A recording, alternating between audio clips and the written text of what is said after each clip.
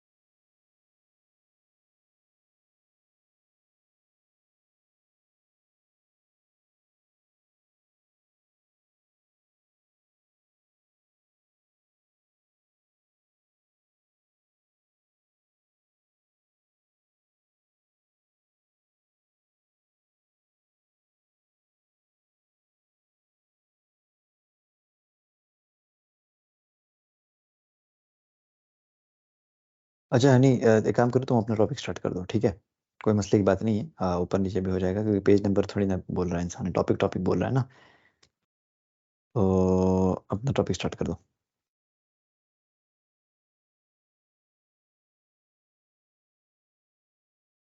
ठीक है, स्क्रीन आप शेयर कर दिया। कर रहे हैं हम कर रहे हैं। 71 है ना तुम्हारा? Okay 71 start.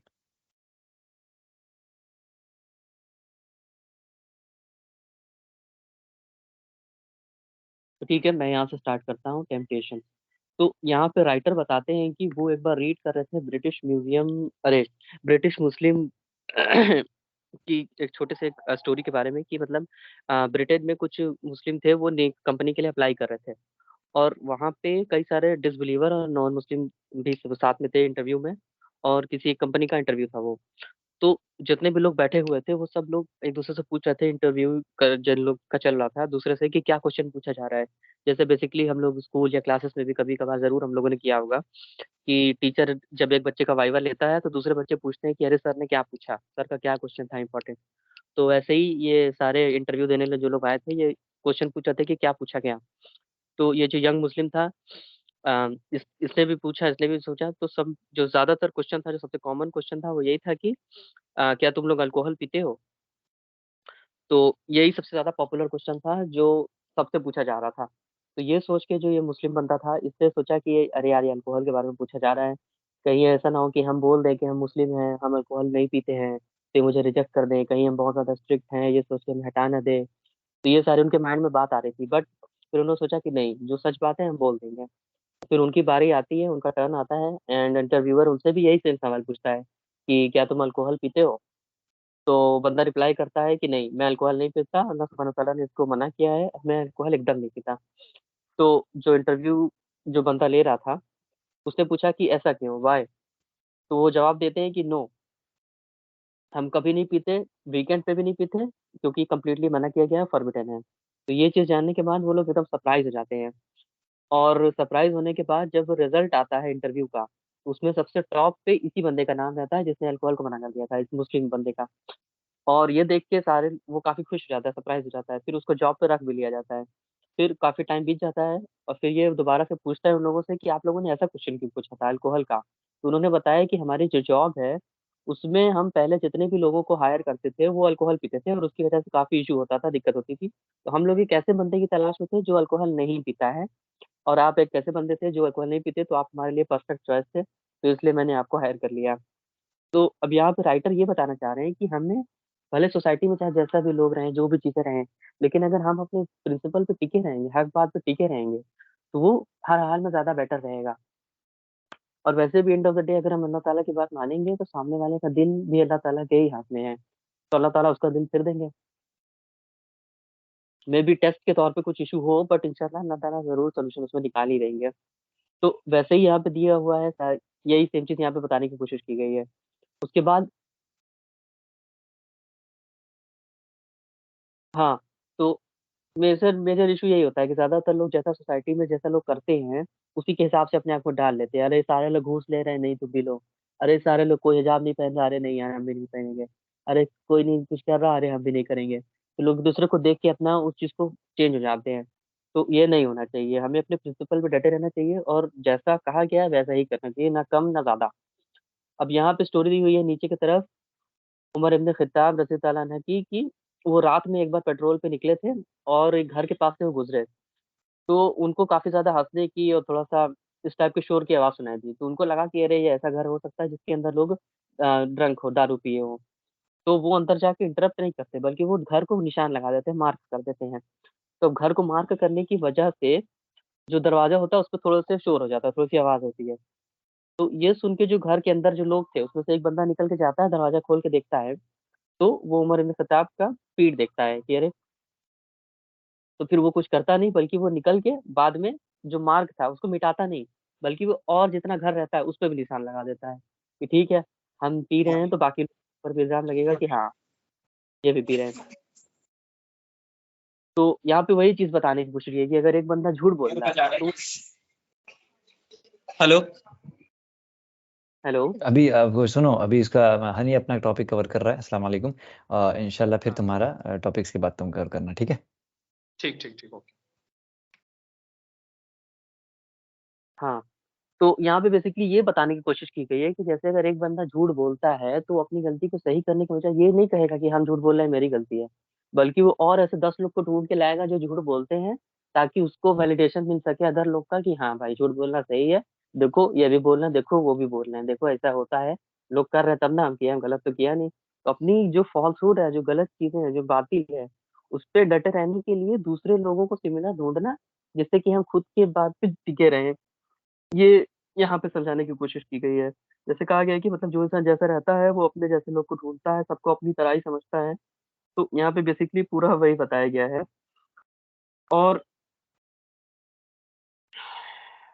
लास्ट में भी यही दिया हुआ है कि जैसे डिसबिलीवर वगैरह हैं, तो उनका कोई ऐसा बिलीव या कुछ ऐसा मेन नहीं होता। जो जिसका मन किया वो अपने मन से रिलीजन में बना दिया। किसी दिन ए भगवान की पूजा, किसी दिन बी की, किसी दिन सी, किसी दिन डी की। अपने मन से नया नया रूल, नई नई चीजें क्रिएट होती रहती हैं। तो उनका कोई ऐसा कोर प्रिंसिपल, कोई ऐसा वो नहीं है। तो जब वो अपने उस चीजों में इतना ज्यादा डेडिकेटेड है कि अरे आज ये कृष्ण का है, आज हम डोलची को बच्चे से बनाएंगे, आज कृष्ण का बर्थडे है, तो अपने फॉल्स फूड में इतना ज्यादा वो डेडिकेटेड है, तो हम लोग अपनी जो हक चीज है, जो सही चीज है, उस पे क्यों हम लोग डरे? हम लोग तो सही चीज कर रहे हैं ना, तो सही चीज पे हम लोग को और ज्यादा डटे रहना चाहिए। ये यहाँ पे मतलब पूरा बताने की कोशिश किया गया है।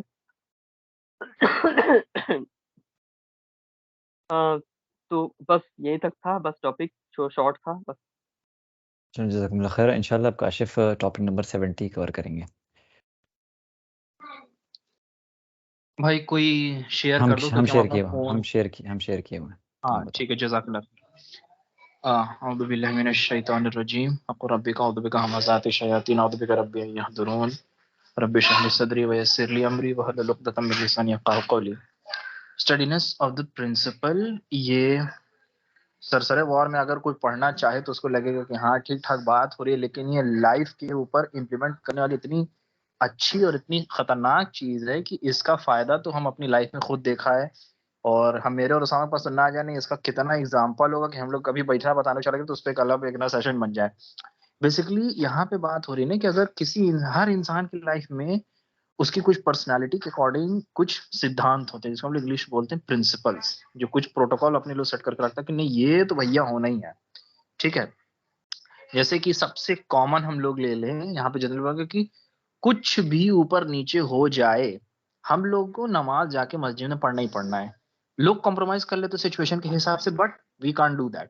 तो यहाँ पे बात ये चलिए कि वो इंसान जो है अपने प्रिंसिपल के ऊपर मजबूत बना रहता है, उसकी इज्जत होती है। जैसे कि एग्जांपल के तौर पे कि अगर एक बीवी है, उसकी आदत है कि वो कभी झूठ नहीं बोलती और वो इस आदत पे डटी रहती है, चाहे उसका हस्बैंड में गुस्सा हो, नाराज हो, खुश हो, जो भी हो, वो सच ही बोलेगी। तो अपने प्रिंसिपल पे बने रहने को जो उसका कैरेक्टर मजबूत रहेगा और वो ट्रस्टवर्दी के तौर पे जो हस्बैंड उसको एज अ ट्रस्टवर्दी पर्सन देखेगा। दूसरी तरह कि क्या कहते हैं कि जो लोग अपने क्या कहते हैं रिलेशन में झूठ बोलते हैं या प्रिंसिपल के ऊपर टिकते नहीं है या अपनी बात से पलट जाते हैं, लॉन्ग टर्म में ऊपर हम उनके ऊपर यकीन नहीं कर सकते। जैसे कि कुछ लोग जो है यहाँ पे लिखा ना कि सच पे बिल्कुल अनलॉबी, जैसे कि हम अपोजिट जेंडर से बात नहीं करेंगे, शराब नहीं पियेंगे, अगर हम सिगरेट नहीं पीते तो इवन अगर हमारे जो क्या कहते हैं कि फ्रेंड सर्कल में अगर हम बैठे वो सिगरेट पीता है, अगर आप डटे रहेंगे नहीं हम नहीं पीते तो नहीं ही पियेंगे। इवन अगर आपके दोस्त लोग आपका मजाक भी उड़ा रहे हैं, तो जब उनकी लाइफ में कोई डिफिकल्टी आएगी, कोई सी सिचुएशन आएगी, तो वो आप ही के पास आएंगे मदद के लिए, क्योंकि उन्हें पता है कि तुम प्रिंसिपल वाले इंसान हो, तुम मुश्किल टाइम में भी अपने हक पे डटे रहे। ठीक है।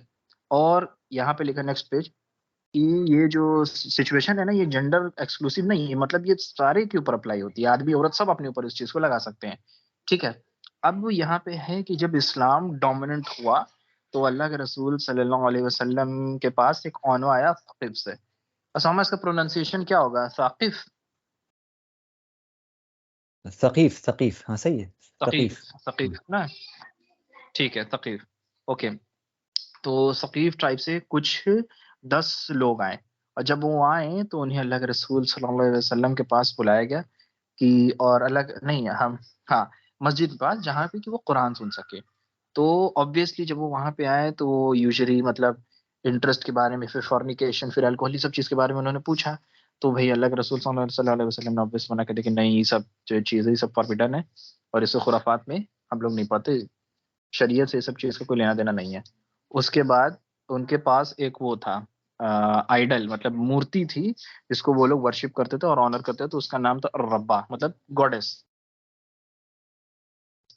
और उसको वो लोग डिस्क्राइब करते हैं एज अ टायरेंट, मतलब बहुत ताकतवर, बहुत पावरफुल है, और अगर कोई भी उसको नुकसान पहुंचाने की कोशिश करेगा तो रब्बा जो है वो उसको बर्बाद कर देगा।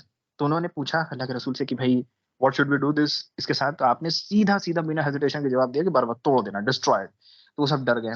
उन्होंने कहा कि इम्पॉसिबल, ऐसा नहीं हो सकता। अगर रब्बा को पता चल गया कि इस तरीके की बातें हो रही तो शी वुड अनाइलेट एवरी, मतलब सबको बर्बाद कर देगी।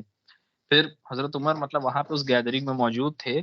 आप मतलब हैरत से कह रहे हैं उन एडल्टर्स को देख के कि वो टू यू और सफेद कितनी इग्नोरेंट हो तुम लोग, और रब्बा एक पत्थर है, ना तुम्हारा नुकसान पहुंचा सकता है ना तुमको फायदा दे सकता है। तो वो सब गुस्सा हो गया कि भाई हम यहाँ आपसे बात करने के लिए नहीं है, और उमर इब्न खत्ताब। तो भाई हजरत उमर जो है वो शांत हो गए। फिर उन्होंने कहा कि हम एक कॉन्ट्रैक्ट कंडीशन रखते हैं कि हम अब तागिया को छोड़ देंगे और 3 साल तक, बट जो आप है इस ताबूत ताबूत सॉरी इस बुत को जो है आप टच नहीं करेंगे, उसके बाद आपका जो मन करे कर ले। तो अल्लाह के रसूल सल्लल्लाहु अलैहि वसल्लम को चीज रियलाइज हुई कि ये लोग जो है दिमाग लगा के जो मतलब इस्लाम का प्रिंसिपल है उसके साथ, क्रीड के साथ जो है निगोशिएशन करने की कोशिश कर रहे हैं, जो कि भाई एक इस्लाम एक मुसलमान का जो वाकई हक पे है वो ये काम नहीं करेगा। तो क्या कहते हैं कि हाँ फिर कि वननेस ऑफ अल्लाह के अगेंस्ट वाली बात हो गई ना। जब लिखा है कि अगर सच में कोई इंसान मुसलमान बनना चाहता है तो फिर उसका किसी आइडल से अटैचमेंट क्यों है। तो फिर अल्लाह के रसूल सल्लल्लाहु अलैहि वसल्लम ने जवाब दिया नहीं। तो वो सब कहा कि अच्छा ठीक है, दो तीन ने 2 साल के लिए कर लेता, आपने फिर कहा नहीं। फिर कहते सबके अच्छा 1 साल के लिए, फिर आपने फिर कहा नहीं। अब बिना किसी हेजिटेशन के, जैसे मतलब हक की बात कर रहे हो तो मैं कहा हेजिटेशन। तो जब वो सबको रियलाइज हुआ कि उन लोग की दाल नहीं गलने वाली, कुछ नहीं होगा, और ये बात आ गई है कि पॉलिटिज्म करने को वो कह रहे हैं और फेथ के ऊपर क्वेश्चन उठ गया है, तो उन्होंने कहा कि ओ मैसेंजर ऑफ अल्लाह, हम इसे नहीं डिस्ट्रॉय कर सकते, आप जो है आप इसको डिस्ट्रॉय कर दीजिए। तो वो हुआ क्या कि स्क्रॉल करो ऊपर। हाँ, तो फिर उसके बाद क्या हुआ कि हाँ आप इसको डिस्ट्रॉय कर दिए, और प्रेयर के लिए है कि हम प्रेयर नहीं करना चाहते क्योंकि we have disdain from sorry since we have disdain from man's bottom being higher than his head. ठीक है। और फिर अल्लाह के रसूल ने कहा कि तुम्हारे आइडल को तो तुम अपने हाथ से नहीं तोड़ना चाहते, उसके लिए हम किसी और से करवा देंगे, लेकिन ऐसा दीन ऐसा रिलीजन किस काम का जिसमें कोई प्रेयर ना हो। तो फिर वो लोगों ने कहा कि ठीक है, हम लोग जो है नमाज पढ़ेंगे इवन इफ इज कॉर्नेट, मतलब हमें पसंद नहीं आए उसके बावजूद भी जो है हम पढ़ेंगे, और उनके साथ अग्रीमेंट कर लिया, अल्लाह के रसूल सल्लल्लाहु अलैहि वसल्लम के साथ अग्रीमेंट कर लिया। ठीक है। और फिर जब वो लोग अपने लोगों जो सफेद के लोग थे अपने लोग के पास वापस गए, तो उनके साथ 2 मुसलमानों को भेजा गया वहां पे जो आइडल्स थे उसको तोड़ने के लिए, और ये लोग जो थे बाकी लोगों को मुसलमान बना, मतलब उनको इस्लाम की तरफ दावत देते। तो इन लोगों ने दावत दी और लोग जो है मतलब अल्बाइट बट रिलक्टेंटली धीरे धीरे करके मुसलमान बने। तो जब 2 लोगों को जो भेजा गया वहां के आइडल्स को तोड़ने के लिए, उसमें ये खालिद बिन वलीद रज़ी अल्लाह अन्हु थे और दूसरे शुबा अल थकाफी, नहीं सॉरी अल मुगीरा थे। तो अब जब कंपेनियंस आइडल की तरफ बढ़े तो लोग मतलब इसको थोड़ा हम शॉर्ट करके बता दें कि हुआ क्या कि जब वो बढ़े जहां पे रखा हुआ था आइडल तोड़ने के लिए और रब्बा का, तो जो लोग थे वो घबरा रहे थे कि अब तो जैसे ही ये तोड़ने की कोशिश करेंगे कुछ होगा, बिजली कड़केगी, कुछ मतलब ऐसा होगा जो सब बर्बाद हो जाएगा। तो अल मुगीरा ने क्या किया कि कुल्हाड़ी उठाई और रब्बा की तरफ चला दिया। उसके बाद उन्होंने ये नाटक किया कि उनकी अपनी पैर को ऐसे ऐसे करके हिलाने लगे और गिर गए जमीन पे। तो जो लोग वहां पे लोग थे सक़ैफ के, मतलब वो खुश होकर किया, देखो मैं अल्लाह मुगीरा को उससे दूर कर दे, रब्बा ने अपना पावर दिखा दिया, रब्बा ने उसे मार दिया, 3 5 किया, अपना बोलने लगे। तो हजरत मुगीरा जो थे वो हंसते उठे और कहा कि तुम लोग मतलब वो टू यू पीपल ऑफ सक़ैफ, मैं सिर्फ मजाक कर रहा था, ये एक पत्थर है जो तुम्हारा कुछ भी नहीं कर सकता। अल्लाह की तरफ मुड़ जाओ और उसकी खालिस इबादत करो। और उसके बाद फिर जो है कुल्हाड़ी चला चला के पूरा चूरा बना दिया उसका, सक़ैफ मतलब उसका क्या कहते हैं उस मूर्ति का। और फिर बाकी लोग को भी इनवाइट किया कि जो भी इसको तोड़ना चाहता है और वो भी आकर के करे। Next page. ठीक है। तो इस पूरे चैप्टर का एक चीज ये सबसे इंपॉर्टेंट है कि जिंदगी में अगर कोई भी काम अल्लाह को डिस्प्लीज करके करोगे तो लोग तुमसे नाराज होंगे। कंफर्म कि अगर तुम लोग अल्लाह को नाराज करो पर लोग को खुश करने के लिए करो तो अल्लाह, गारंटी ये है कि अल्लाह तो नाराज हुए ही, लोग भी चले जाएंगे। दूसरा, अगर अल्लाह की मर्जी के लिए कोई चीज अल्लाह को खुश करने के लिए करोगे तो बाय डिफॉल्ट लोग जो है वो भी तुमसे खुश हो जाएंगे। वाई? क्योंकि लोगों का दिल अल्लाह के उंगलियों के बीच में है, मतलब अल्लाह का उसको कंट्रोल कर रहे हैं। अक्सर ऐसा होता है कि हम लोग दाढ़ी नहीं रखते हमारे डर रे यार बॉस जो है ऑफिस में नहीं आने देगा उन्हें देगा, लेकिन इसका इतना बड़ा बड़ा एग्जाम्पल फहद की स्टोरी, उसामा अगर मौका मिलेगा तो लास्ट में सुनाना कि फहद के साथ क्या हुआ। नमाज पढ़ने के लिए दिल में अगर हम लोग का रहता तो हम लोग सिचुएशन बन जाती कि भाई अपना मस्जिद में दामाद के साथ नमाज पढ़ लें। तो ये is a wake up call to everyone कि अल्लाह की मर्जी के लिए हर काम करिए, अल्लाह ताला हर इंसान को आपके पास झुका देंगे, चीजें आसान हो जाएगी। जज़ाकल्लाह खैर एवरीवन, मेरा यही तक था। हाँ, जज़ाकल्लाह खैर। अच्छा काशिफ़, उसका अगर मुदस्सिर का भी कवर कर दो तो, इसलिए क्योंकि वो कनेक्ट करना चाह रहा है, नेट ही नहीं कनेक्ट हो रहा अबे उसका है। अबे भाई, मुदस्सिर की टॉपिक बहुत बड़ी है और हम नानी की दावत में लिटरली दूसरे चलो कमरे ठीक में है, बैठे हम हुए हैं। Okay, okay. अच्छा ठीक है, ठीक है, ये अब्दुल समद कवर कर लेगा? हनी, टाइम है? पता हम नहीं, हमें उसका नहीं मालूम क्योंकि हम लीव कर रहे हैं। ठीक है, ओके, ओके, अगर ठीक है, नहीं होगा तो मुदस्सिर से कहेंगे रात में कॉल करके कर ले, हम ज्वाइन कर लेंगे। ओके। नहीं, नहीं, कोई बात नहीं, ठीक। तुम लीव कर लो, कोई मसला नहीं। हम्म। हाँ, हेलो हनी, अगर तुम कवर कर सकते हो क्या भाई हम तो अभी मुदस्सिर का? देखने जा रहे हैं ना, थोड़ा सा हुँ? जरूरत है। मीटिंग की वजह से हम आ गए, नहीं तो हम भी सोचा था रिकॉर्डिंग कर दें, लेकिन फिर सोचा नहीं, आ जाते हैं, क्या चलो रिकॉर्ड करें। कोई कोई मसला नहीं है, ठीक है, इंशाल्लाह हम कवर करते हैं, ठीक है, कोई बात नहीं। ठीक ठीक ठीक। तो हम मीटिंग में रहे कि लीव कर दें, क्योंकि लीव करेंगे तो रिकॉर्डिंग रुक जाएगी, फिर हो नहीं पाएगा नहीं, कवर। नहीं, नहीं, इसलिए तुम बस रिकॉर्डिंग मीटिंग बस रहो, ठीक है, हम अपना कवर कर रहे हैं। ठीक। ओके, ठीक है, चलो इंशाल्लाह अब स्टार्ट करते हैं हम लोग topic number 72। Okay, forgiving others. तो ये बहुत अच्छा टॉपिक है, फॉरगिविंग अदर्स, यानी कि इस्लाम हमें इसकी बहुत ज़्यादा तरगीब देता है। यानी कि लाइफ जो है ना हमारी बहुत जो है is full of pains that we suffer due to others. हर इंसान जो है ना किसी न किसी की वजह से कुछ ना कुछ सफ़र करता है। कोई बंदा उसको इंसल्ट करेगा, कोई एम्बैरेसिंग जोक बनाएगा, कोई लोगों के प्राइवेट मैटर्स में घुसता है, नहीं, इस तरह की चीज़ें बहुत होती रहती हैं। और हम लोग क्या करते हैं कि उन मैटर्स को अपने माइंड में बहुत ज़्यादा बढ़ा-चढ़ा लेते हैं और फिर हम लोग सोच लेते हैं कि नहीं, ना तो हम माफ़ करेंगे, ना तो इसको चीज़ को भूलेंगे। और कई बार ऐसा भी हो जाता है कि अगर लोग आके माफ़ी माँगते हैं, जैसे बहुत कम होता है, उस वक़्त भी हम उनको जो है माफ़ नहीं करते हैं। कुछ लोग जो है अपने आप को सज़ा देते हैं लोगों को माफ़ ना करके। उनके जो दिल है हमेशा-हमेशा जो है ना बुरे थॉट्स के साथ भरे रहते हैं। तो लिखा हुआ है कि जो भी जिस शख्स के अंदर ये जो जलन या हसद इस तरह की चीज़ आती है ना, वो क्या होता है कि आखिरकार वो चीज़ को खुद को मार देती है। इसीलिए इसलिए अपने आप को टॉर्मेंट मत करें कि बहुत सारी ऐसी चीज़ें हैं ज़िंदगी में हैं, दुनिया में हैं जिसकी जो अपने जिसकी वज़ह से आप अपने को पनिश नहीं कर सकते हैं। आप एक बड़ा दिल रखें और जो पिछली बातें उनको भूल जाइए और अपनी लाइफ़ को नॉर्मल तरीके से रहिए। आप देखिए कि जब रसूलुल्लाह सल्लल्लाहु अलैहि वसल्लम जब मक्का में घुसते हैं एज़ ए कॉन्करर, तो लोग क्या होते हैं कि अपने आप को बहुत सिक्योर महसूस करते हैं। वो काबा आते हैं और फिर अपने कैमल पे तवाफ़ करते हैं। तो उसके बाद से फिर जब वो तवाफ़ कर लेते हैं, तो वो उस्मान इब्न तलहा को बुलाते हैं और उनसे जो है ना काबा की चाबियाँ लेते हैं। काबा काबा खुलता है, वो उसमें दाखिल होते हैं, वहाँ पर वो जाते हैं, वहाँ देखते हैं कि फरिश्तों की इमेजेस हैं और मतलब जो उन्होंने अपने कुरैश ने अपनी इमेजिनेशन से जो चीज़ें बना दी थी। फिर उसके बाद से जब जो है वहाँ पर देखा इब्राहीम अलैहिस्सलाम की इमेज एरो के साथ, तो उन्होंने कहा, तब अल्लाह के नबी सल्लल्लाहु अलैहि वसल्लम ने कहा कि मे अल्लाह कर्स देम, कि उन्होंने हमारे शेख इब्राहीम अलैहिस्सलाम को इस तरीके से बनाया, मतलब इस तरह से डिपिक्ट किया। हालाँकि इन एरो से इब्राहीम अलैहिस्सलाम का क्या नाता है? इब्राहीम अलैहिस्सलाम ना तो ज्यू थे, ना तो क्रिश्चियन थे, जैसे कुरान में आता है, बल्कि वो एक हनीफ मुस्लिम थे, ठीक है? और वो मुशरिकीन में से नहीं थे। तब आपने कहा कि तमाम इमेजेस को जो है ख़त्म करो और फिर वहाँ पर आपने देखा कि एक पिजन है लकड़ी की, उसको भी आपने ब्रोक किया और उसको फेंक दिया। फिर वो जो है आप जो है काबा के डोर पे खड़े होते हैं और लोग भी जो है इकट्ठा होते हैं मॉस्क में, और फिर जो है ना from this land display just watch him, ठीक है? He prayed 2 units of prayer and made his way to Zamzam.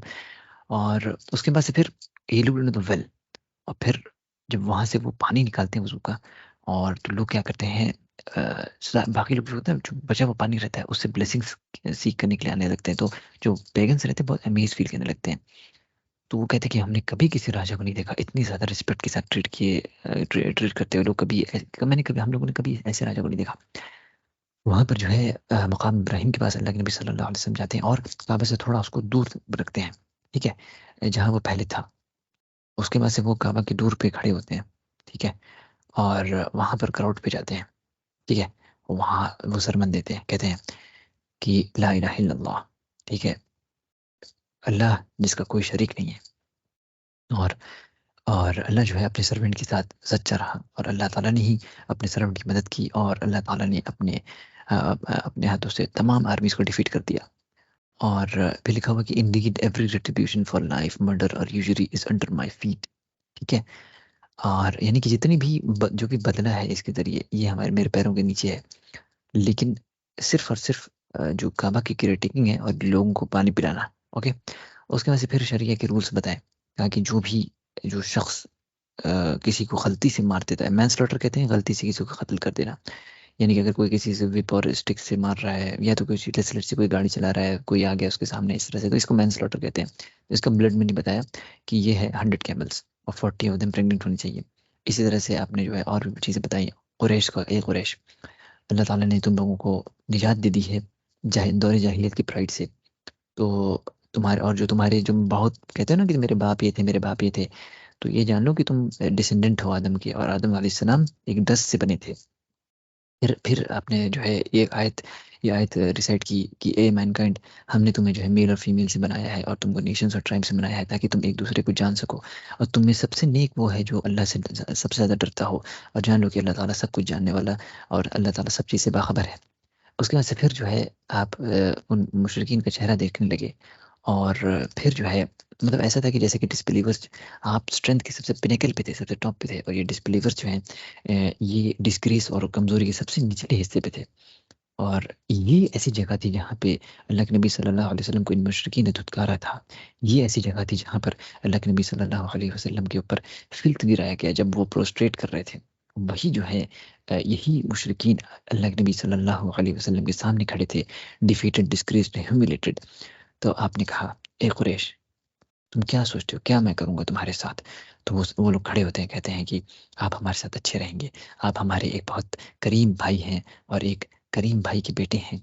और फिर बड़ा ताज्जुब की बात थी, वो कैसे जो है क्या वो भूल गए थे कि वो अपने इसी करीम के भाई के साथ ये सब चीज़ें करते आए थे? क्या वो अपने इंसल्ट के बारे में भूल गए थे? क्या वो ये भूल गए कि वो कहते थे कि तुम पागल हो, मजनून हो, हैं? ये सारी चीज़ें कहते थे, जादूगर हो। अगर अगर जैसे वो कह रहे थे कि ये करीम भाई है, करीम भाई का बेटा है, तो आखिर उन लोगों ने आपके साथ ये लड़ाई क्यों की? और वो टॉर्चर का क्या हुआ जो उन लोगों ने जो है किया गरीब और बेचारे कमज़ोर मुसलमानों के साथ? बिलाल रज़ियल्लाहु अन्हु भी वहीं खड़े थे उनके सामने, और उनके जो ज़मीन का जो निशान थे वो एकदम वाज़ेह थे। और फिर जो है अ, और उसके बाद से फिर जो है वहाँ पर सुमैया जो वहाँ पर जो ट्री था जिसके ऊपर सुमैया रज़ियल्लाहु अन्हा और उनके हस्बैंड यासिर को कत्ल किया गया था, और यहाँ पर उनका बेटा अम्मार मुसलमानों के साथ था। लेकिन फिर भी वो लोग कह रहे थे, ए करीम भाई। और उस बॉयकॉट के बारे में भूल गए क्या जो उन्होंने बॉयकॉट किया? इतना 3 साल का बॉयकॉट किया, जिस वक़्त लोग सिर्फ़ और सिर्फ़ पत्तियाँ खाने में मजबूर हो गए थे। क्या उन लोगों ने किसी के ऊपर कोई रहम उनके दिल में नहीं मतलब बढ़ा था? और क्या हुआ उनकी जो लड़ाइयाँ जो उन्होंने बद्र और उहुद पे की, और जो उन्होंने खंदक के ऊपर जो अलायंसेस किए, लेकिन आज जो है जो है आज वो उनके लिए मतलब करीम भाई बन गया। और क्या ये लोग इन्हीं लोगों ने जो है मक्का के ऊपर अल्लाह के नबी सल्लल्लाहु अलैहि वसल्लम और सहाबा को मना किया था कि उम्रा करें, और फिर उन लोगों ने हुदैबिया के ऊपर आपको छोड़ दिया था और मक्का में घुसने से मना कर दिया था। और यहाँ तक कि इन लोगों ने आपके चचा अबू तालिब को भी मना कर दिया था कि वो इस्लाम कबूल करें। यहाँ तक कि इस लिस्ट बहुत लंबी है जो गिनाई गई है, जो मतलब जो परेशानियाँ इन लोगों ने दी। और और उसके बाद से अल्लाह के नबी सल्लल्लाहु अलैहि वसल्लम अकेले नहीं थे, बल्कि जो सहाबा वहाँ खड़े थे, जैसे कि अबू बकर, उमर, उस्मान, अली, बिलाल, सबके दिमाग में यही सारी चीज़ें चल रही होंगी। क्योंकि इन सभी सभी ने जो है कुरैश के हाथों बहुत बुरी यातनाएँ सही थी। अल्लाह के नबी सल्लल्लाहु अलैहि वसल्लम उस वक़्त चाहते तो बहुत ज़बरदस्त तरीक़े से उन लोगों को मतलब सज़ा दे सकते थे। ठीक है? और वो सब क्रिमिनल्स थे, बहुत शॉक में थे, उनको नहीं पता था मेरे साथ क्या होने वाला था। लेकिन अल्लाह के नबी सल्लल्लाहु अलैहि वसल्लम ने उस वक़्त तमाम चीज़ों को दबाया, तमाम गुडनेस को जो है वो किया, और उसके बाद से फिर वो ऐसे अल्फ़ाज़ कहे जिसको जो हमेशा की जो तारीख़ में हमेशा के लिए रिकॉर्ड हो जाएगा। कहा कि गो, जाओ तुम लोग फ्री हो।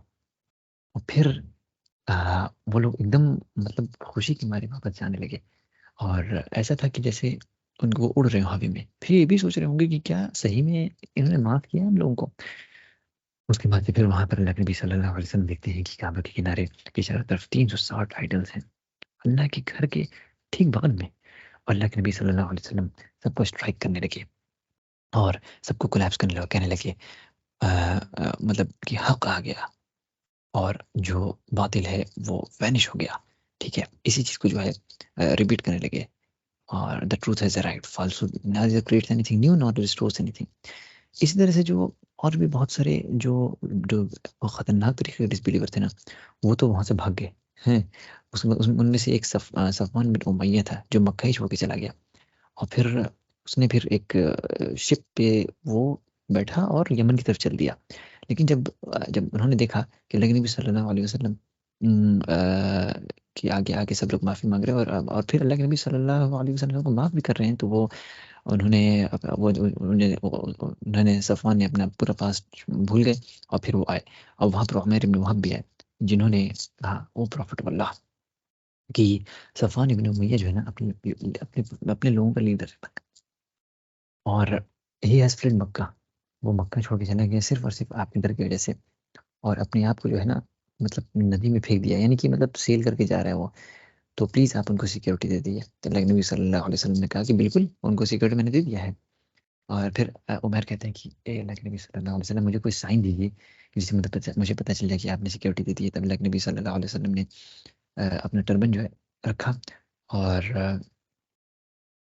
तो उसके बाद से फिर जो है वही टर्बन जब सफ़ियान ने देखा तो वो उनको यकीन आ गया और फिर सफ़वान जो है जब जब जो हाँ, तो उमैर सफ़वान के पास आते हैं, कहते हैं कि may my father and mother be sacrifice for you, अपने आप को तुम मत कत्ल करो और फिर मैं तुम्हारे साथ आया हूँ, मैं आया हूँ अल्लाह के नबी सल्लल्लाहु अलैहि वसल्लम की तरफ से एश्योरेंस लेके। तो सफ़वान कहते हैं निकल जाओ यहाँ से, तुम मेरी साइड से निकल जाओ, तुम झूठे हो। और फिर क्योंकि सफ़वान पता था कि मेरे साथ बहुत बुरा होने वाला है, तो उमर ने कहा, ए सफ़वान, ये मैसेंजर ऑफ अल्लाह सबसे बेहतरीन लोगों में सबसे बेहतरीन शख्स हैं, वो सबसे अच्छे हैं, वो तुम्हारे आपके कज़िन हैं। और फिर जो है सफ़वान ने कहा कि मैं अपनी अपनी लाइफ़ के लिए डरा हुआ हूँ। तो ऐसा उमर ने कहा नहीं, वो ऐसे ऐसी कभी रिवेंज वगैरह नहीं करेंगे। तो उसके बाद से फिर जो है उमर ने जो है फिर सफ़वान को लेके गए अल्लाह के नबी सल्लल्लाहु अलैहि वसल्लम के पास। तो सफ़वान ने कहा कि ये कह रहा है कि आपने मुझे सिक्योरिटी दे दी है। तब आके सल्लल्लाहु अलैहि वसल्लम ने कहा कि हाँ, ये सच बोल रहा है। तो सफ़वान ने कहा देखिए इस्लाम के बारे में मुझे 2 महीने का वक़्त दे दीजिए, ठीक है?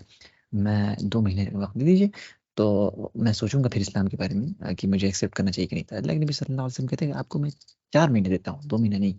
तो सफ़वान ने जो है फ़ौरन इस्लाम एक्सेप्ट कर लिया रज़ियल्लाहु अन्हु, लेटर एक्सेप्ट कर लिया। तो ये लिखा हुआ कि देखिए कितना बेहतरीन है लोगों को माफ़ करना और अपने पास्ट को भूल जाना। तो और ये जान लीजिए कि सिर्फ़ और सिर्फ़ ग्रेट पीपल जो होते हैं ना, वही लोग ऐसा कर सकते हैं। और जो छोटे लोग होते हैं ना, वो हमेशा ग्रज पाले रहते हैं एक-दूसरे के लिए। यानी आजकल रिश्तेदारों में कितना आम होता है ये चीज़ कि फलाने से रिश्तेदारी तोड़ दी, अरे उसने हमें फलाने दिन ये कहते शादी में नहीं बुलाया, ये किया, वो किया। उसमें ज़िंदगी भर की रिश्तेदारी तोड़ देते हैं।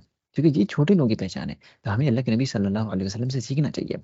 अल्लाह के नबी सल्लल्लाहु अलैहि वसल्लम बहुत ही ईज़ी गोइंग थे। जैसे कि अल-बगदाद कहते हैं कि जब हम मदीना आए और हम लोगों से जब मिलना शुरू किए तो किसी ने हमें एज़ अ गेस्ट एक्सेप्ट नहीं किया। जब अल्लाह के नबी सल्लल्लाहु अलैहि वसल्लम के पास आए, तो हमने जब मेंशन किया, तो आपने जो है आपने जो है मुझे अपने हम लोग को अपने घर में जो है होस्ट किया, जहाँ पे 4 गोट्स थी। तो कहा कि ए मिक़दाद, इन गोट्स को जो है मिल्क करो और फिर इसमें से 4 पोर्शन डिवाइड करो और सबके लिए 1 है। और फिर मैं रोज़ यही करता था।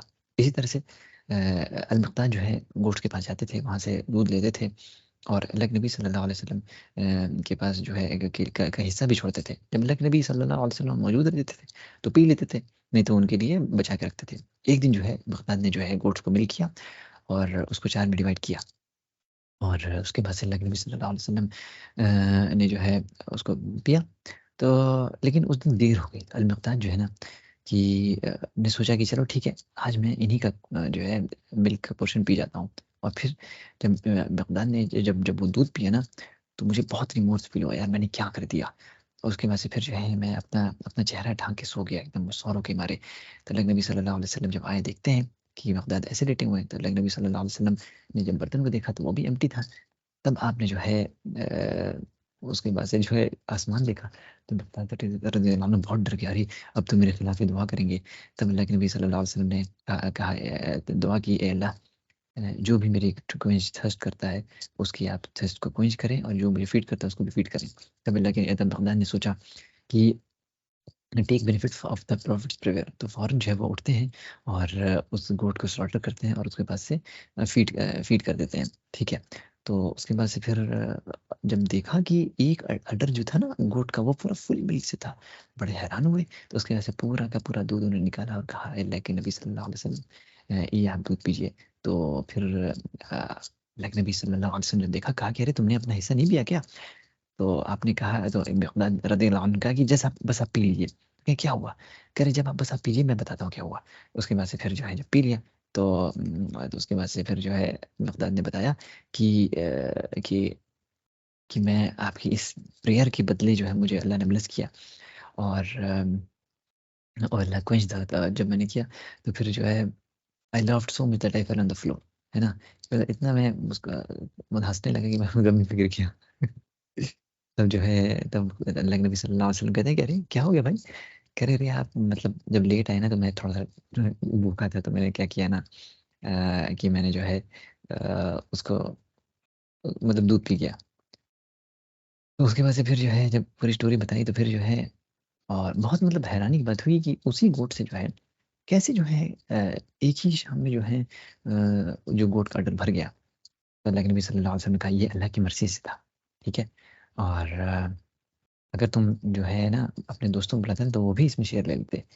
तो अल-बगदाद कहते हैं कि मैं उस ज़ात की कसम खाता हूँ जिसने आपको भेजा है कि so long as you are recipient of Allah's mercy and I have a share in that I don't care who receives Allah's mercy after that.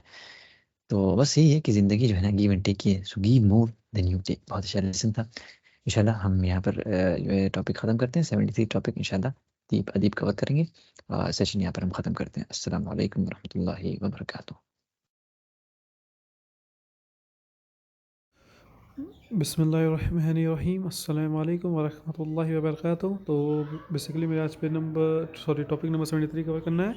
तो इसमें आता है जनरसिटी के बारे में, मतलब काइंडनेस के बारे में। तो प्रॉफिट सल्लल्लाहु अलैहि वसल्लम का एक मतलब इसमें एक वाक़या है जिसमें प्रॉफिट सल्लल्लाहु अलैहि वसल्लम ने एक आदमी से पूछा कि हु इज़ योर लीडर। तो उन लोगों ने बताया कि सो एंड सो ये मेरे लीडर हैं और वो बहुत कंजूस हैं। फिर उन्होंने कहा कि what disease is worse than stinginess, कंजूस से बुरी डिजीज़ क्या हो सकती है। Rather your leader is so and so with the white complexion curly hair. This was part of conversation. ये इतना कुछ उन लोग के बीच में कन्वर्सेशन हुई जो place between a tribe and messenger of Allah सल्लल्लाहु अलैहि वसल्लम, जब वो इस्लाम एम्ब्रेस कर रहे थे मतलब। फिर वो प्रॉफिट सल्लल्लाहु अलैहि वसल्लम asked them who their leader was so he could choose him or some else as their leader after they had embraced Islam. फिर ये इतना होने के बाद फिर एक यहाँ पे एक वाक़या था कि how ugly the trait of stingy is and how averse to it people are, how does the इसलिए मतलब कंजूस के बारे में बात हो रही है। जो कंजूस होते हैं लोग, जैसे कि जो कि अपने फ्रेंड्स को कभी ना घर पे डिनर पार्टी के लिए बुलाए हों, उनके मतलब उनसे क्लोज़ होने के लिए ना किसी गिफ्ट विफ्ट देते हैं, जबकि he would never not look after, उन्हें अपनी अपीयरेंस देखते हैं। मतलब अल्लाह ने उनको दिया भी रहता है, मतलब अल्लाह ने उनको भरपूर दिया रहता है, तब भी वो उन सबका ख्याल नहीं रखते हैं। कैसे पैसा बचाने के चक्कर में, सेविंग करने के चक्कर में सब बर्बाद कर देते हैं। As for generous one then the generously spend on his friend. जो जनरस के बारे में बताया गया, फिर जनरस कैसे होते हैं। जो जनरस होते हैं अपने फ्रेंड्स पे खर्च करते हैं, मतलब कि उनको मतलब अपना प्यार दिखाने के लिए उन पर खर्च करते हैं, बॉन्डिंग मतलब स्ट्रॉन्ग बनाने के लिए खर्च करते हैं। If they want to meet up they know to meet in house, अपने अगर एक दूसरे मिलना रहता है तो अपने घर में मतलब इनवाइट करते हैं। If one of them is lacking in, किसी मतलब हेल्प चाहिए होती है तो मतलब पहले हेल्प करने के लिए खड़े होते हैं। कैप्चरिंग देयर हर्ट बाई, मतलब जनरस्टी मतलब काइंडनेस के साथ आप दूसरे के हर्ट को भी इजली कैप्चर मतलब जीत सकते हैं। किस फिर he instead of their heart with his kindness. ठीक है, it is important to remember when you show generosity to anyone that your intention be good. ही ये बात है, जब मतलब आप अगर जनरसिटी काइंडनेस के साथ रह रहे हो तो आपका इंटेंशन गुड होना चाहिए। शो ऑफ के लिए सब नहीं करना चाहिए। जैसे कि your intention should be to improve brotherhood amongst the Muslim and their love. मतलब इंटेंशन ये होना चाहिए कि उसी काइंडनेस जनरसिटी के साथ मतलब ब्रदरहुड जो है हम लोग का मतलब बॉन्डिंग को स्ट्रॉन्ग बना सकते हैं, उनके लव को अर्न कर सकते हैं। As well as of course getting closer to Allah by showing them kindness, अल्लाह से भी क्लोज हो सकते हैं उनको काइंडनेस दिखा के दूसरों को। ऐसा नहीं करना चाहिए कि लीडरशिप मतलब ये लीडरशिप मतलब शो ऑफ के लिए जनरसिटी काइंडनेस नहीं शो करनी चाहिए। कि ना कि ऐसे इसलिए क्योंकि हम खर्च करेंगे तो वो मेरी तारीफ़ करेगा, दूसरों से जाके बताएगा, ये सब नहीं करना चाहिए। फिर प्रॉफिट सल्लल्लाहु अलैहि वसल्लम said that the fire of hell will first be ablaze by 3 people. तो वो जो 3 पीपल मतलब 3 mentioned a person who used to spend generously was say it was said that he was generous, he was so generous। इसकी मैंने full हदीस यहाँ से start होती है। जो सुफियान से जब वो मदीना में गए तो कई लोगों की भीड़ लगी हुई थी, तो उन्होंने इंक्वायरी किया कि कैसी भीड़ है, तो वो लोग देखा अबू हुरैरा रज़ियल्लाहु अन्हु वहाँ थे, तो वो उनके पास गए, उनके बगल में बैठे, उनसे सब लोग जब बात खत्म हुई, सब लोग जाने लगा, तो ये जो सुफियान थे वो अबू हुरैरा रज़ियल्लाहु अन्हु से पूछे कि I ask you by Allah tell me hadith you, मतलब कोई हदीस बताइए जो मैसेंजर ऑफ अल्लाह सल्लल्लाहु अलैहि वसल्लम से आपने सुना, उसको याद रखा।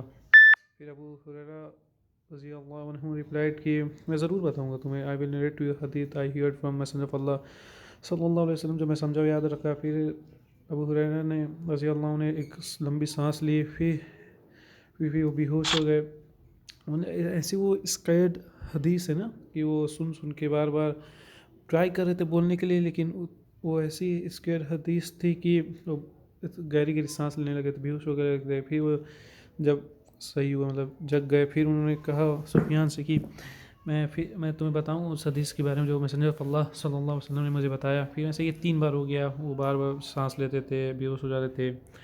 फिर फाइनली जब वो हदीस को मतलब बताने गए तो उन्होंने बताया कि Abu Hurairah then took another deep gasp and fell forward into his face. फिर बताया कि द मैसेंजर ऑफ अल्लाह सल्लल्लाहु अलैहि वसल्लम told me that one on मतलब क़यामत के दिन अल्लाह विल डिसेंड टू जज him between his servant and you will see each nation humbled on it knees. जो पहले पर्सन पे, ये हदीस बहुत कॉमन है, हम लोगों ने कई बार सुनी होगी, मैंने कई बार इसको सुनी है कि जो पीपल होते हैं उनको बुलाया जाएगा, कौन कौन को पीपल को बुलाया जाएगा। पहला जो कुरान मेमोराइज़ किया हो, दूसरा जो अल्लाह के रास्ते में मारा गया हो, और तीसरा जो रिच मैन होगा। जो पहले तो उसको बुलाया जाएगा जो कुरान मेमोराइज़ किया होगा। फिर अल्लाह ताला ने उससे पूछेंगे क्या did I not teach you what I revealed to my messenger, क्या मैंने तुम्हें वो नहीं इल्म हासिल कराया जो कि मैंने अपने मैसेंजर पर कराया। तो वो जो कहेगा क्या, जो मतलब कुरान का रिसाइटर होगा, यस यू सर्टेनली डिड, या अल्लाह ताला आपने ऐसा किया था। फिर अल्लाह विल आस्क तो तुमने अपनी नॉलेज का क्या किया, तो उसने कहेगा कि I would be reciting morning every, मैं सुबह शाम उसको पढ़ा करता था। तो अल्लाह ताला कहेंगे तुम झूठ बोल रहे हो। द एंजल्स भी कहेंगे तुम झूठ बोल रहे हो। अल्लाह ताला फिर कहेंगे कि यू वांटेड, तुम इसलिए मेरे कुरान को पढ़ा करते थे सुबह शाम कि लोग तुम्हारी तारीफ़ करें, तुम रिसाइटर थे, this is what was said.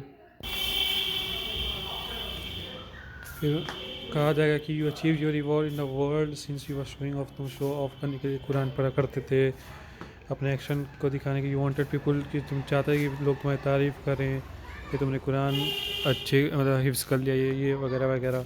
फिर रिच मैन को बुलाया जाएगा अल्लाह के सामने। फिर अल्लाह ताला कहेंगे क्या मैंने तुम्हें इतना रिस्क नहीं दिया था कि तुमको दूसरे से मदद ना मांगना पड़े। तो कहेगा ज़रूर अल्लाह ताला आपने दिया था, यू सर्टेनली डिड। फिर अल्लाह ताला कहेंगे कि वो तुमने वेल्थ कहाँ क्या किया, उसका क्या किधर खर्च किया। फिर वो कहेगा कि यार मैं अपने रिलेटिव्स में उसको बांटा, चैरिटी दिया। तो अल्लाह ताला कहेंगे तुम झूठ बोल रहे हो। फिर एंजल्स भी कहेंगे तुम झूठ बोल रहे हो। Angels will say you wanted the people to say and so on, तुम इसलिए पैसा खर्च करते कि तुम लोग तुम्हारी तारीफ करें, तुम कहें कि ये बहुत जनरस आदमी है। नाउ डैट वॉज सेड, अल्लाह ताला फिर कहेंगे फिर जो पर्सन उसको बुलाया जाएगा जो जिहाद में अल्लाह के रास्ते में मारा गया हो। फिर अल्लाह ताला उससे पूछेंगे वाई वर यू किल, तुम क्यों मारे गए। तो कहेगा कि अल्लाह ताला आपने जिहाद का ऑर्डर किया था, फिर मैं लड़ने गया था तो उसमें मैं किल हो गया। फिर अल्लाह कहेंगे तुम झूठ बोल रहे हो। फिर एंजल्स भी कहेंगे तुम झूठ बोल रहे हो। Allah will say rather you wanted, तुम इसलिए मरे मतलब इसलिए जिहाद किए कि लोग तुम्हें बहादुर कहें, ऐसा हो जाएगा। फिर Abu Hurairah said that the prophet सल्लल्लाहु अलैहि वसल्लम, ये हदीस बता दी मतलब सुफियान को अबू हुरैरा रज़ियल्लाहु अन्हु ने हदीस बता दी। फिर कहा कि उसके बाद प्रॉफिट सल्लल्लाहु अलैहि वसल्लम फिर देन प्लेस हिज हैंड, मेरे नीज़ पे उन्होंने अपने हैंड को रखा, कहा O Abu Huraira those 3 will be the first of Allah creation to be throne.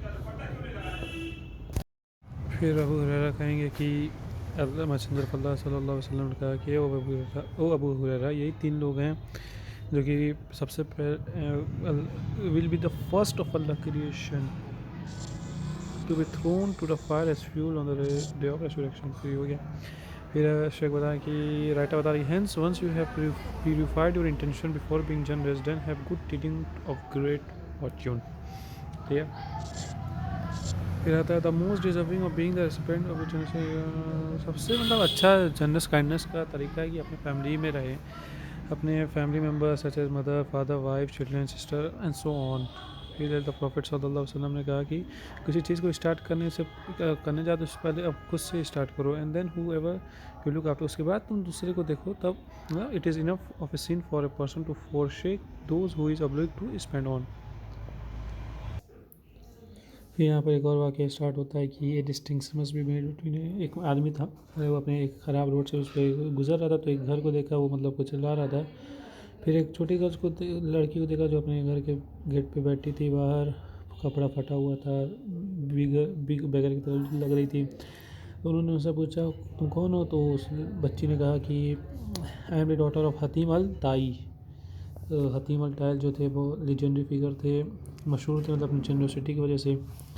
The man said, "How strange! The daughter of Hatim al-Tai, the one who renowned, जितने मशहूर थे, मतलब इसे मशहूर जाने जाते थे अपने जेनरसिटी काइंडनेस को लेकर, उनके घर का ये हाल है।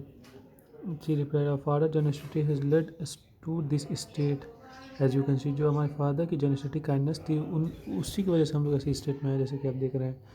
फिर अल्लाह says, "Make not your hand tied like a miser to your neck and nor straight its forward." मतलब कि अल्लाह ताला एक जगह यह फरमाता है कि मतलब अपने हाथ को इतना भी ना, मतलब इसमें इसका कहने का मतलब कि जो तुमको रिस्क अल्लाह ताला ने दिए हैं मतलब अता फरमाया, उसको ना एकदम कंजूसी की तरह रखो ना उसको फिजूल खर्च करो, ना एकदम बचाई के रखो ना एकदम इसको फिजूल खर्च करो, बीच में मीडियम में रहो।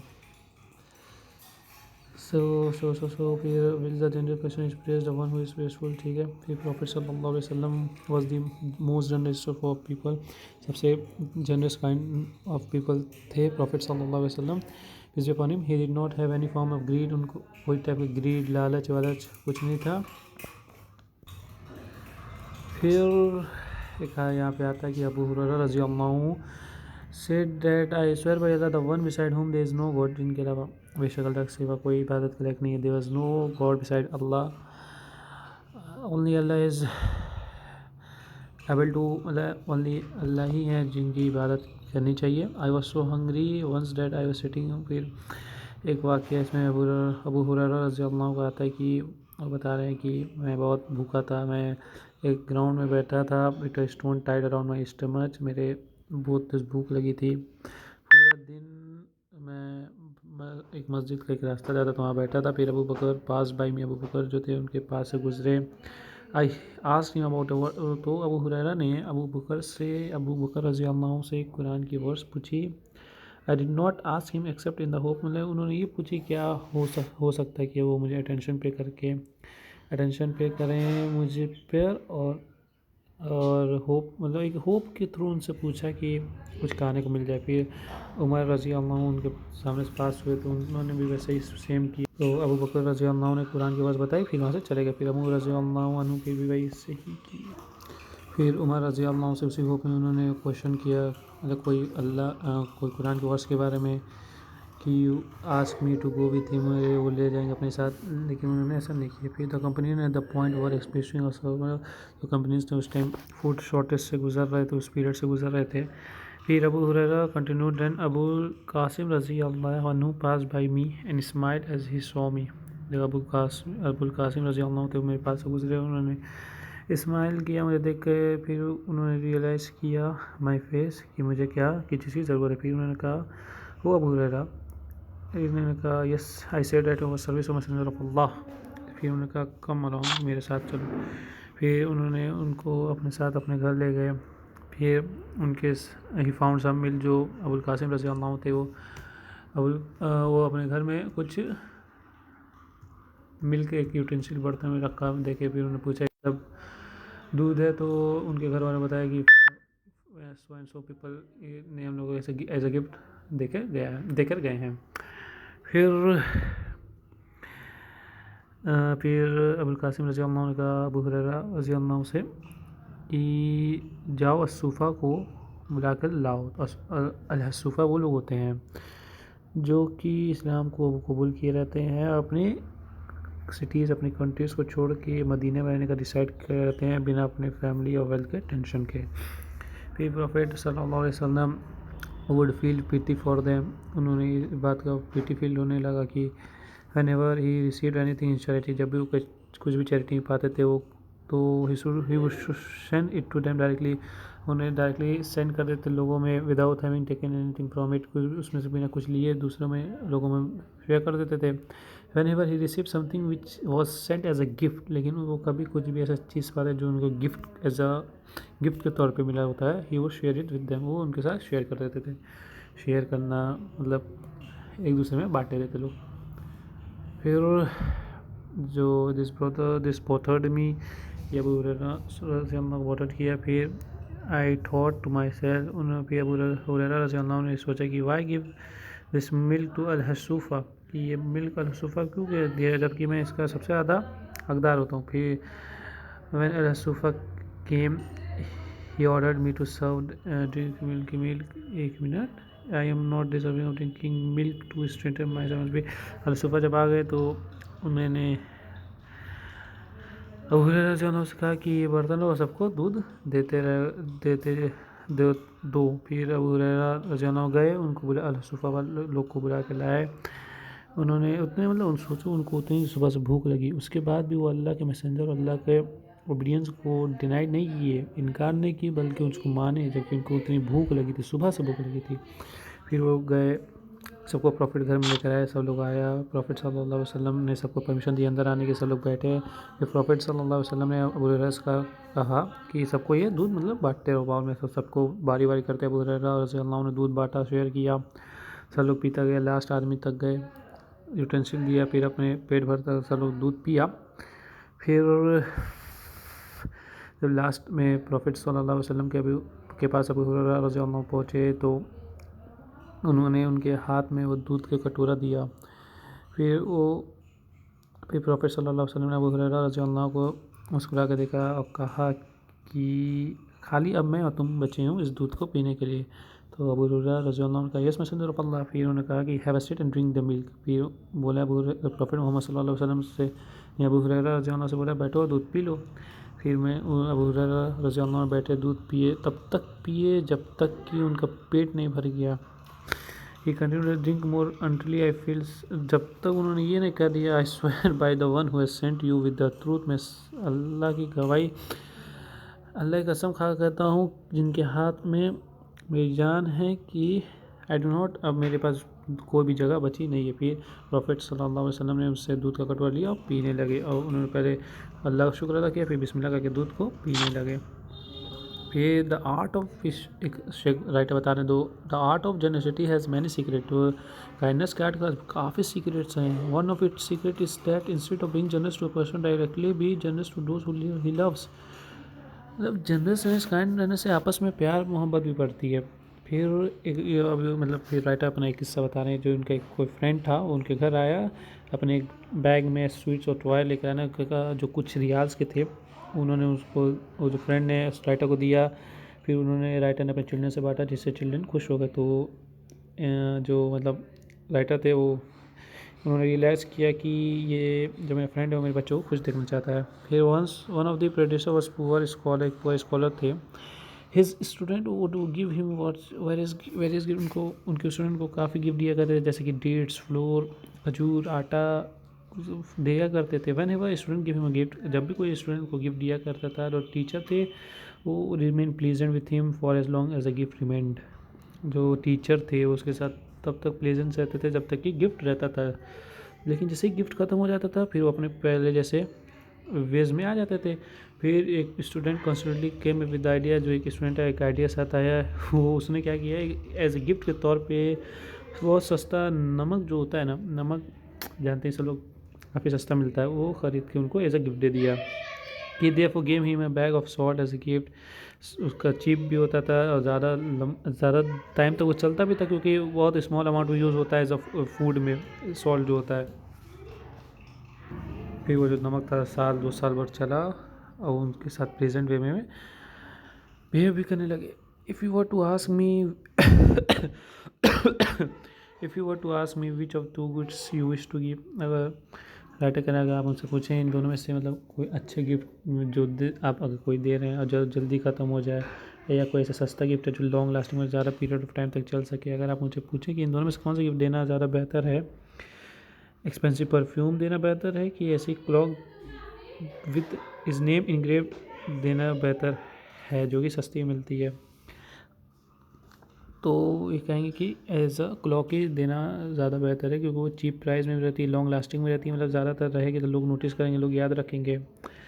फिर I recalls once given student, writer बताएं कि मुझे रिकॉल है कि मैं जब अपने स्टूडेंट को एक क्लॉक दिया था with his name engraved on it, वो यूनिवर्सिटी ग्रेजुएट किया, फिर उसके ग्रेजुएशन कंप्लीट कर लिया था, फिर जो राइटर थे वो किसी सिटी में लेक्चर देने गए थे, फिर वो सरप्राइज़ हो गए क्योंकि वही लड़का जिसको घड़ी उनको गिफ्ट किया था वो वहीं पे था, और उसने अपने लॉन्च में वो घड़ी को टांगा हुआ था और कहा था this is the most precious gift I have been given, एक सबसे प्रीसियस गिफ्ट जो मुझे मिला है। This was 7 year after he graduated, 7 साल बीत चुके थे तब भी उसके पास वो घड़ी थी।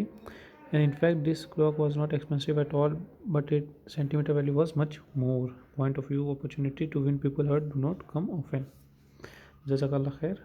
अस्सलामु अलैकुम व रहमतुल्लाहि व बरकातुहू।